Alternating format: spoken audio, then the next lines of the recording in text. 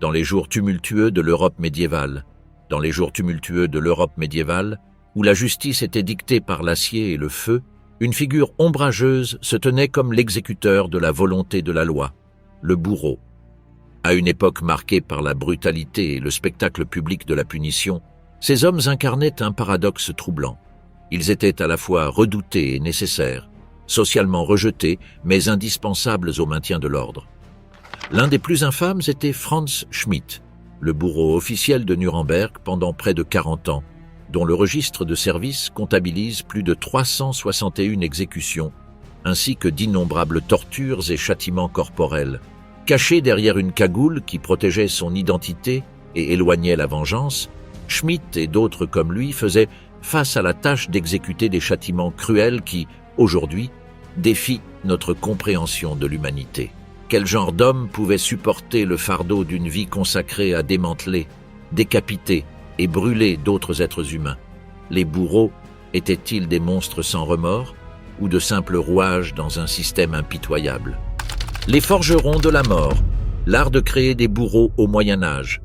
Pendant le Moyen-Âge, le bourreau était une figure aussi redoutée qu'indispensable.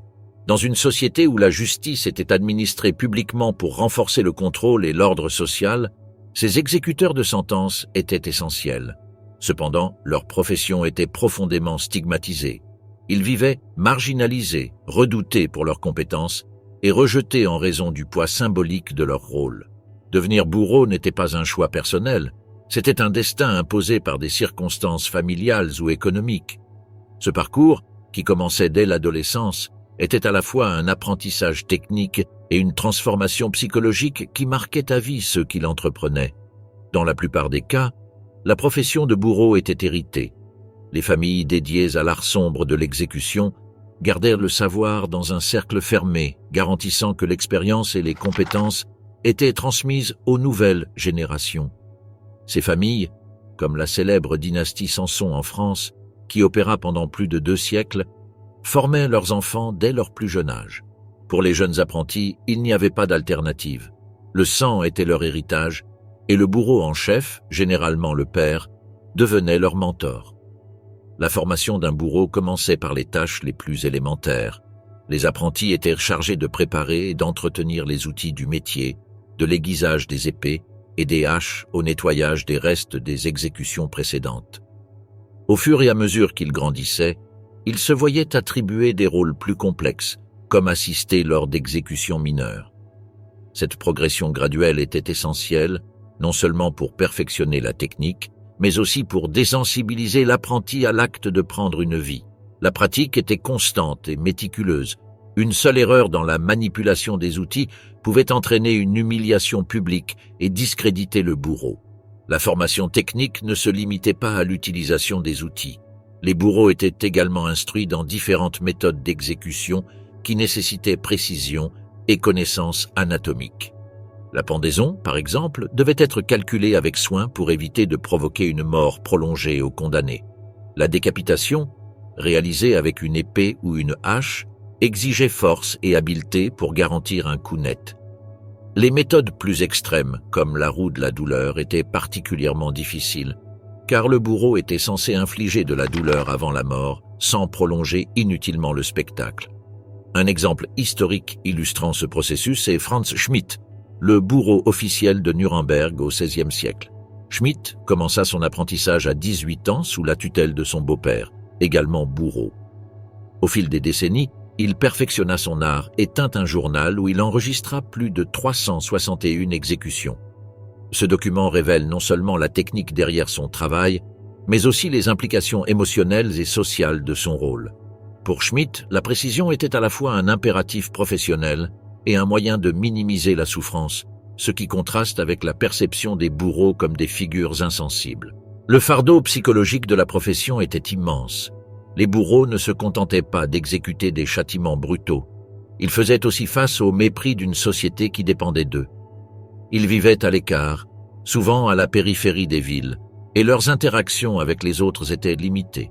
Beaucoup se tournaient vers la religion pour justifier leurs actions, se voyant comme des instruments de la justice divine. Ce cadre religieux leur offrait du réconfort, mais renforçait aussi leur isolement, car leur proximité avec la mort faisait d'eux des figures presque taboues. Malgré la stigmatisation, un bourreau ne pouvait se permettre d'échouer. L'exécution était un acte public qui devait être précis et rapide. Toute erreur, comme un coup mal porté ou une corde mal positionnée, pouvait transformer le spectacle en un désastre. L'exécution du roi Charles Ier d'Angleterre en 1649 en est un exemple. Le bourreau, visiblement nerveux, échoua à son premier coup, nécessitant un deuxième coup pour accomplir la tâche.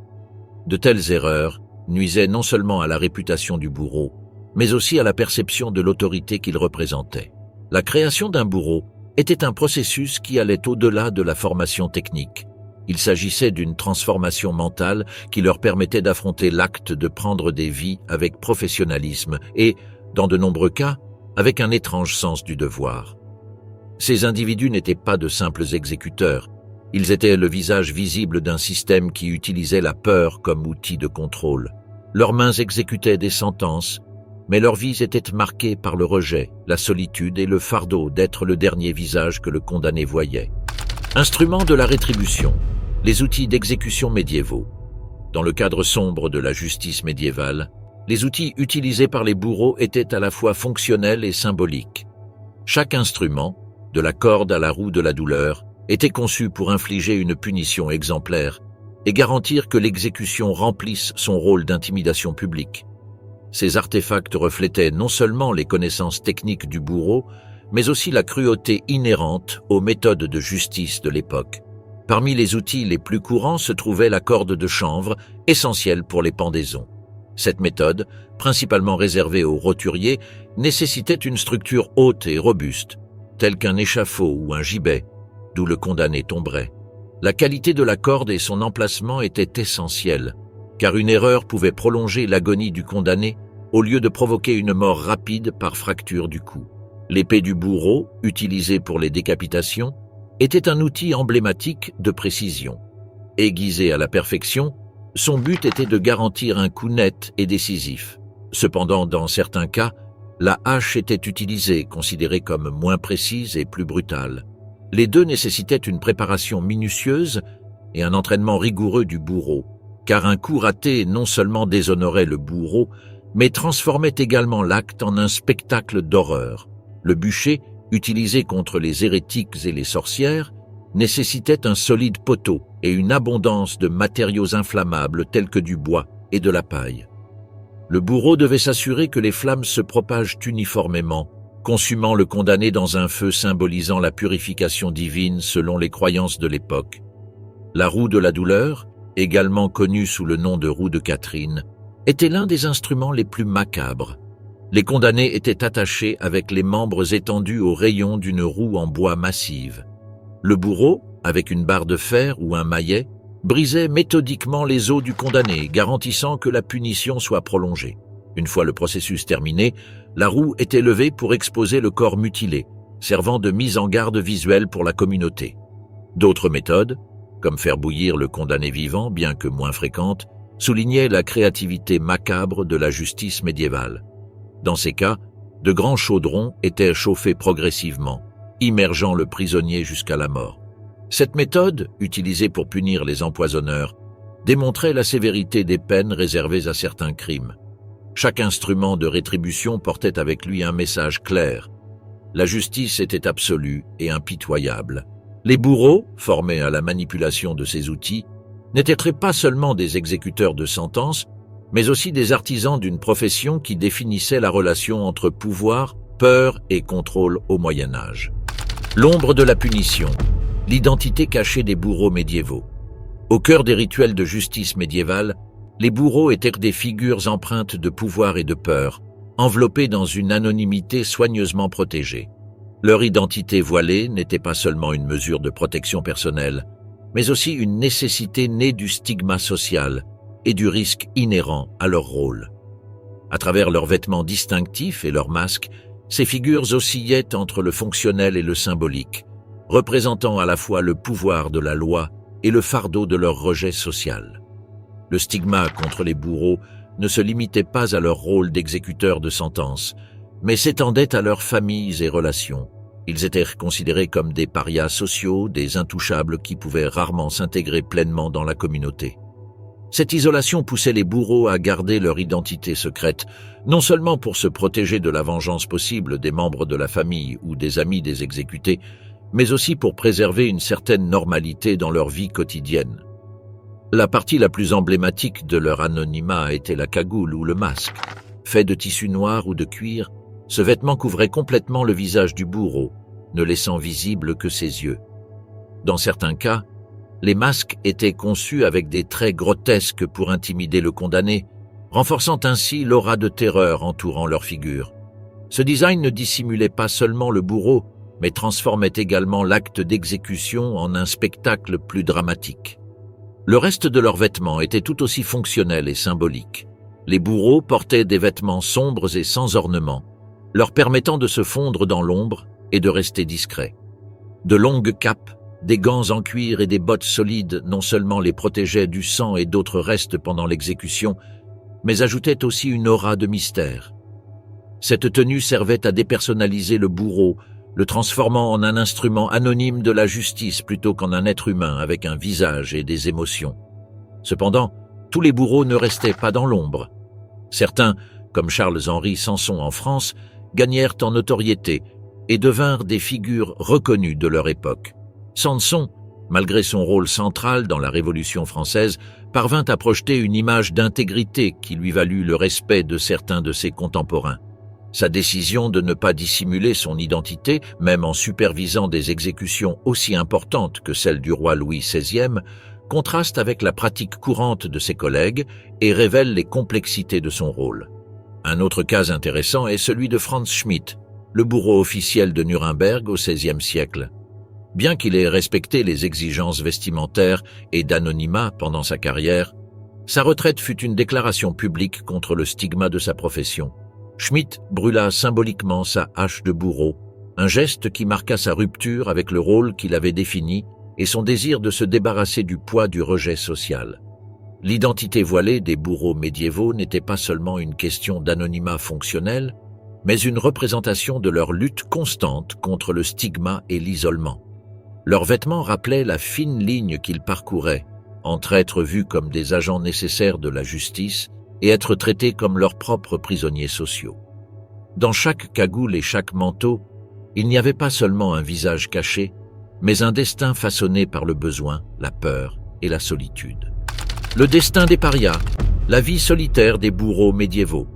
Le bourreau médiéval chargé d'exécuter les ordres les plus brutaux de la justice vivaient piégés dans un monde de rejet et d'isolement. Malgré leur rôle essentiel dans le maintien de l'ordre, ces individus étaient considérés comme des intouchables, porteurs de malchance et de malheur. Leur position les marquait comme des parias, un destin souvent hérité de génération en génération ou imposé comme punition aux malheureux qui n'avaient d'autre option pour survivre. Dans la plupart des cas, le bourreau et sa famille vivaient en marge de la société, à la fois littéralement et figurativement.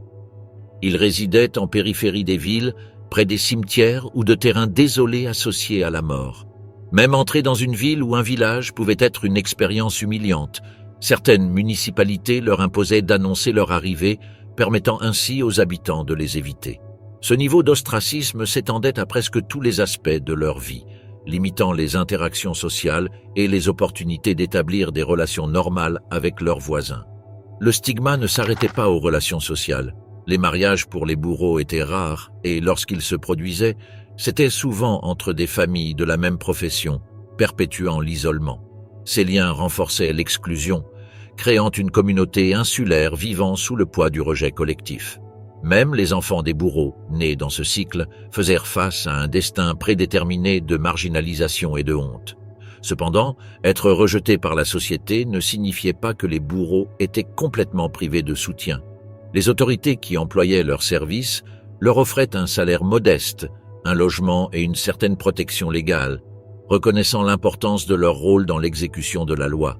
Mais ce soutien officiel ne faisait que peu pour alléger la pression sociale constante qu'ils subissaient. Le revenu d'un bourreau ne provenait pas seulement de son salaire. À certaines occasions, il lui était permis de réclamer les biens confisqués des condamnés ou d'accepter des pots de vin, comme cela arriva avec le tristement célèbre bourreau anglais Jack Ketch. Bien que Ketch ait amassé une petite fortune, sa brutalité et son incompétence firent de lui un symbole du mépris public pour sa profession. Malgré ses adversités, certains bourreaux parvinrent à transcender leur stigma et à trouver un sens à leur profession. Franz Schmidt, le bourreau officiel de Nuremberg pendant 45 ans, se distingua par sa minutie et son sens du devoir. Schmidt tenait un journal détaillé dans lequel il documentait ses exécutions et sa vision de la profession comme un service nécessaire à la société. Dans ses écrits, on perçoit un homme qui cherchait reconnaissance pour son habileté et son engagement, défiant l'image déshumanisée des bourreaux qui prévalait à son époque. L'équilibre entre le rejet et la dépendance que la société avait envers les bourreaux reflétait le paradoxe de leur existence. Ces hommes étaient indispensables au maintien de l'ordre, mais vivaient en tant que prisonniers d'un stigma qui les définissait et les reléguait aux marges. Dans leur vie solitaire et marquée réside une complexité qui va au-delà de la peur et de la brutalité, révélant des êtres humains piégés dans un destin qu'ils n'avaient pas choisi, mais qu'ils accomplissaient avec un mélange de résignation, de devoir et, dans certains cas, de dignité. L'argent du sang, les sombres récompenses du bourreau médiéval. Le bourreau médiéval, une figure entourée de peur et de rejet social, portait non seulement le poids de son travail funeste, mais aussi la complexité de sa rémunération. Bien que sa profession fût méprisée, les autorités reconnaissaient l'importance de son rôle dans le maintien de l'ordre, lui attribuant des récompenses monétaires qui variaient selon la région, la méthode d'exécution et le profil du condamné. L'une des formes de compensation les plus courantes était un salaire fixe, fourni par les autorités locales ou municipales qui employaient le bourreau. Ce revenu, bien que modeste, offrait une certaine stabilité dans un contexte où la plupart des emplois dépendaient de conditions variables. En plus de ce salaire, des frais spécifiques étaient payés pour chaque tâche accomplie. La complexité de la punition déterminait la rémunération supplémentaire. Une simple pendaison rapportait un tarif de base, tandis que des méthodes plus élaborées, telles que le démembrement ou le bûcher, justifiaient une prime plus élevée en raison des compétences et des efforts requis. Dans certaines régions, les bourreaux recevaient également des primes pour des exécutions de haut profil, comme celles de personnalités influentes ou de condamnés dont les sentences comportaient des méthodes particulièrement élaborées. Ces exécutions publiques, attirant souvent de grandes foules, représentaient une opportunité d'augmenter leurs revenus, mais exposaient également le bourreau à un examen public plus intense. Outre le salaire et les frais, les bourreaux bénéficiaient de certains avantages. L'un des plus importants était la protection légale, qui les exemptait de toute responsabilité pour les actes commis dans l'exercice de leurs fonctions. Cet avantage était crucial, car il réduisait le risque de représailles légales ou physiques de la part des familles et amis des exécutés. Dans certains cas, les bourreaux se voyaient offrir un logement gratuit, généralement en périphérie des villes. Bien que ce logement renforçât leur isolement social, il leur offrait également un endroit sûr pour accomplir leurs tâches. Parfois, les bourreaux avaient accès exclusif à des marchés ou à des ressources destinées uniquement à leur guilde, une concession qui permettait d'atténuer le stigma économique associé à leur travail. L'une des formes les plus macabres de rémunération était le droit de réclamer les biens des condamnés. Ce privilège pouvait être particulièrement lucratif lorsque la victime était riche ou de haut rang, car ses biens personnels comprenaient souvent des bijoux, des vêtements coûteux ou même des propriétés. Bien que cette pratique fût régulée dans certains endroits, dans d'autres, elle constituait une source de revenus importante pour le bourreau. De même, certains bourreaux pouvaient recevoir une part des amendes imposées aux condamnés ou à leurs familles, ajoutant une autre dimension économique à leur profession. Ces héritages leur fournissaient non seulement un revenu supplémentaire, mais renforçaient aussi le pouvoir symbolique de leur position en tant qu'agents de la justice. Malgré ces formes de compensation, les finances des bourreaux étaient souvent instables, poussant certains à chercher des revenus supplémentaires par des moyens moins honorables. Il était courant qu'ils acceptent des pots de vin en échange d'une mort plus rapide ou moins douloureuse, en particulier dans les méthodes d'exécution prolongées telles que le démembrement ou le bûcher. Ils étaient également impliqués dans le commerce illicite des restes humains, vendant des parties du corps des exécutés à des médecins, des alchimistes ou des collectionneurs privés. Ce commerce clandestin met en lumière le paradoxe du bourreau médiéval. Bien que méprisé par la société, il en dépendait également, forcé de naviguer entre la nécessité économique et le fardeau moral de sa profession. Dans un monde où la survie exigeait souvent des sacrifices, même les agents les plus sombres de la justice devaient trouver des moyens pour subvenir à leurs besoins. Les rituels du bourreau, entre justice divine et préparation macabre de la mort. Le bourreau médiéval, plus qu'un simple exécuteur, était une figure centrale dans un rituel imprégné de symbolisme et de solennité. Sa profession ne se limitait pas à infliger la mort. Chaque action était régie par des pratiques soigneusement structurées qui combinaient préparation technique, rituel spirituel et obligation après l'exécution. Ces cérémonies, empreintes de signification, cherchaient à donner un sens à un acte intrinsèquement chaotique et brutal. Avant chaque exécution, le bourreau prenait soin d'inspecter et de préparer ses outils. L'épée ou la hache, symbole de sa profession, était méticuleusement aiguisée pour garantir une coupe nette et précise. De même, la corde de pendaison était vérifiée afin d'éviter toute défaillance pouvant prolonger la souffrance du condamné. Dans le cas de dispositifs plus complexes, tels que la roue de la torture ou les structures utilisées pour le démembrement, le bourreau veillait à ce qu'ils soient calibrés avec précision. Ces étapes n'étaient pas seulement mécaniques, elles reflétaient le professionnalisme du bourreau et son désir de minimiser les erreurs. Une exécution ratée non seulement déshonorait l'exécuteur, mais pouvait aussi saper l'autorité de la justice qu'il représentait. Dans un acte où la précision était essentielle, chaque détail comptait. Le fait de prendre une vie n'était pas une tâche légère, même pour un bourreau expérimenté. Avant chaque exécution, nombreux étaient ceux qui se tournaient vers des rituels spirituels pour trouver réconfort et force. Prières personnelles, méditation et invocation au saint patron étaient courants. Ces pratiques visaient non seulement à invoquer la protection divine, mais aussi à justifier l'acte comme un service nécessaire dans le cadre de la justice divine. La dimension spirituelle de la profession aidait les bourreaux à faire face aux dilemmes moraux de leur travail. Cet aspect transcendait le côté pratique, leur offrant un sentiment de but supérieur qui les aidait à affronter le fardeau émotionnel que leur labeur impliquait. Dans certains cas, les bourreaux agissaient même en tant que guides spirituels pour les condamnés, s'assurant qu'ils recevaient les derniers sacrements ou les encourageaient à confesser leurs péchés avant de faire face à la mort. Le moment de l'exécution lui-même était empreint de symbolisme et de cérémonial. Dans de nombreuses traditions locales, le condamné avait droit à un dernier repas ou à une dernière confession avant un prêtre. Dans d'autres cas, le condamné était publiquement humilié, transformant la punition en un spectacle destiné à dissuader la population de commettre de futurs crimes. Le bourreau, en tant que figure centrale de ce rituel, incarnait le bras de la justice. Sa présence représentait non seulement l'autorité de l'État ou de l'Église, mais aussi la rétribution collective d'une société qui voyait dans ses exécutions un moyen d'affirmer son ordre moral. L'exécution n'était pas simplement un acte de punition, c'était une cérémonie publique destinée à renforcer les normes sociales et à rappeler à chacun les conséquences de l'éloignement de ces normes. Après avoir exécuté la sentence, le travail du bourreau n'était pas terminé. Il était responsable de l'élimination des restes du condamné, une tâche qui variait selon les traditions locales. Dans certains cas, les corps étaient enterrés dans des terrains non consacrés, reflétant leur exclusion même après la mort.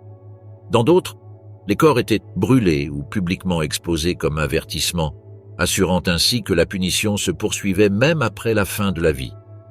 De plus, le bourreau participait souvent à la distribution des restes humains à des fins éducatives ou macabres. Les médecins et les alchimistes pouvaient acquérir des parties du corps pour étudier l'anatomie ou les utiliser dans leurs pratiques, tandis que les collectionneurs privés les valorisaient comme des curiosités. Ce commerce révélait un aspect troublant du rôle du bourreau. Il n'était pas seulement l'agent de la mort, mais aussi l'administrateur de ce qui restait après. Les empereurs de l'obscurité, les bourreaux qui ont marqué l'histoire. À travers l'histoire, certains bourreaux se sont distingués par l'impact qu'ils ont eu sur les événements de leur époque. Au-delà de l'anonymat qui caractérisait beaucoup d'entre eux, ces individus ont laissé des traces claires de leur rôle dans les moments les plus décisifs, que ce soit par leur précision, leur brutalité ou leur notoriété. Leur influence a transcendé l'échafaud, laissant une marque indélébile dans les annales de la justice et du pouvoir. Franz Schmidt, le récit méticuleux du bourreau allemand. Franz Schmidt, le bourreau officiel de Nuremberg, a exercé sa fonction au cours des XVIe et début XVIIe siècles. Né en 1555 à Hof, en Allemagne, Schmidt a hérité de sa profession de son beau-père, comme c'était souvent le cas dans les familles de bourreaux. Pendant 45 ans, il a exécuté plus de 350 condamnés, consignant chaque exécution dans un journal qui reste l'une des sources les plus détaillées sur la vie et les exécutions de son époque. Schmidt ne se contentait pas d'exécuter. Il était aussi impliqué dans d'autres punitions corporelles, telles que les amputations et les tortures. Son journal révèle qu'il considérait son travail comme un service public destiné à garantir l'ordre social. Malgré le rejet social lié à sa profession, Schmidt a gagné le respect dans certains cercles en raison de son professionnalisme et de son approche méticuleuse. Son héritage perdure comme un témoignage unique de la vie d'un bourreau en Europe médiévale. Jack Ketch, la maladresse qui est devenue une légende. Jack Ketch, actif en Angleterre au XVIIe siècle, est devenu synonyme d'exécution ratée. Sa réputation s'est solidifiée après une série d'incidents, le plus infâme étant le décapitage du duc de Monmouth en 1685. Selon les archives de l'époque, Ketch a nécessité au moins 5 coups pour achever la tâche, ce qui a provoqué l'horreur des spectateurs. Cet événement a marqué à jamais sa carrière, et son nom est devenu un avertissement sur ce qui se passait lorsqu'un bourreau manquait de professionnalisme. Malgré sa notoriété, Ketch symbolise aussi l'importance de la précision dans une profession où les erreurs pouvaient non seulement humilier le bourreau, mais aussi discréditer la justice qu'il représentait. Son histoire sert de rappel de la façon dont un bourreau mal préparé pouvait devenir le centre d'un scandale public. Tom Horne, Loi et châtiment dans l'Ouest sauvage. Au XIXe siècle, dans l'Ouest américain, Tom Horne occupa une place unique dans l'histoire des bourreaux. Initialement explorateur et shérif, Horne a aussi exercé comme bourreau à une époque où la frontière était un lieu de justice rapide et brutale. Son rôle le plus controversé fut la pendaison de Willie Nickel, un jeune homme accusé de vol de bétail. Bien que Horne ait accompli son devoir, son implication dans cette affaire fit de lui une figure polarisante. Finalement, Tom Horne fit face à sa propre exécution en 1903, accusé de meurtre. Son histoire reflète la nature ambiguë de la justice dans l'Ouest, où les lignes entre le bourreau et le condamné étaient souvent floues. Anatole Dabler, l'efficacité silencieuse de la guillotine. Anatole Dabler, le bourreau officiel en France à la fin du XIXe et au début du XXe siècle, est rappelé pour sa précision et son professionnalisme.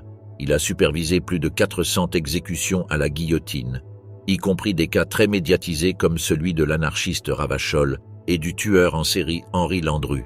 Contrairement à d'autres bourreaux notoires, Dabler évitait l'attention publique et menait une vie privée discrète.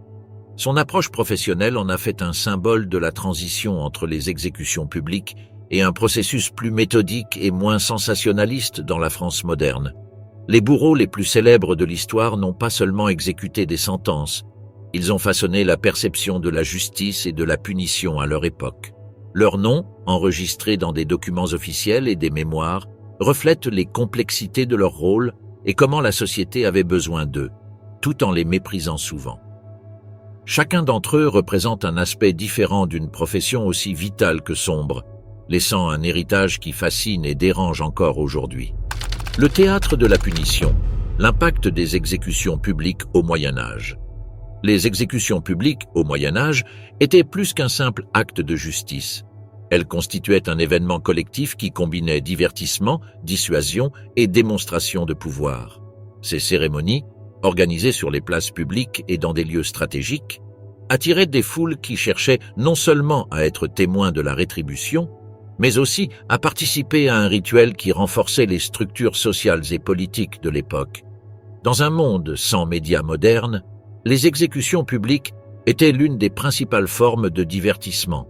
Les annonces préalables assuraient une grande affluence, les spectateurs se rassemblant tôt pour assister à l'événement. Les vendeurs de rue vendaient de la nourriture et des boissons, créant une atmosphère mêlant festivité et macabre. Les exécutions devenaient des événements communautaires où la souffrance du condamné servait de catharsis collective. Le public, composé de personnes de toutes les strates sociales, s'immergeait dans le spectacle. Les moqueries, les cris et même les rires accompagnaient le processus. les spectateurs projetant leur peur et leur frustration sur le condamné. Ce théâtre public permettait à la population de confronter indirectement ses angoisses liées à l'ordre social, transformant le prisonnier en symbole de tout ce qui menaçait la stabilité. Au-delà du divertissement, les exécutions publiques servaient un objectif pratique: dissuader la criminalité. À une époque où l'application de la loi était limitée, ces démonstrations extrêmes cherchaient à instaurer la peur. Les méthodes d'exécution étaient conçues pour être aussi visibles et terrifiantes que possible. La roue de la dégradation, le bûcher ou la décapitation ne punissaient pas seulement le criminel, mais envoyaient également un message clair aux spectateurs. Enfreindre la loi avait des conséquences définitives. L'effet psychologique était puissant. Les images de corps mutilés ou suspendus au gibet s'imprimaient dans la mémoire collective, rappelant à chacun les limites qu'il ne fallait pas franchir. Cette pratique consolidait le contrôle social en utilisant la punition comme un outil de discipline. Les exécutions publiques étaient également une scène politique. Les autorités, des dirigeants locaux aux monarques, les utilisaient pour montrer leur domination sur la vie et la mort. Ces événements étaient soigneusement organisés pour mettre en évidence le pouvoir de l'État ou de l'Église, avec la présence de figures de haut rang renforçant le message d'autorité. L'utilisation des exécutions comme théâtre politique était particulièrement évidente dans les cas de trahison ou de crimes très médiatisés. La brutalité de la punition, accompagnée de rituels solennels et de la présence de figures de pouvoir, soulignait la suprématie des classes dirigeantes et le prix de la contestation de leur contrôle. Les exécutions publiques au Moyen Âge ont eu un impact durable. Elles représentaient un moyen efficace de maintenir l'ordre à une époque d'incertitude, mais reflétaient aussi la relation entre le pouvoir, la punition et la population. Chaque événement était un récit visuel rappelant à la fois la fragilité de la vie et la force du pouvoir établi. Bien que ces spectacles se soient estompés au fil du temps, leur mémoire persiste comme un rappel inquiétant de la manière dont la justice et le spectacle se sont croisés sur une scène de contrôle social. De l'obscurité à la lumière, la transformation du bourreau à travers l'histoire. Le bourreau, figure centrale des chapitres les plus sombres de la justice, a suivi un chemin complexe des temps médiévaux jusqu'au monde moderne.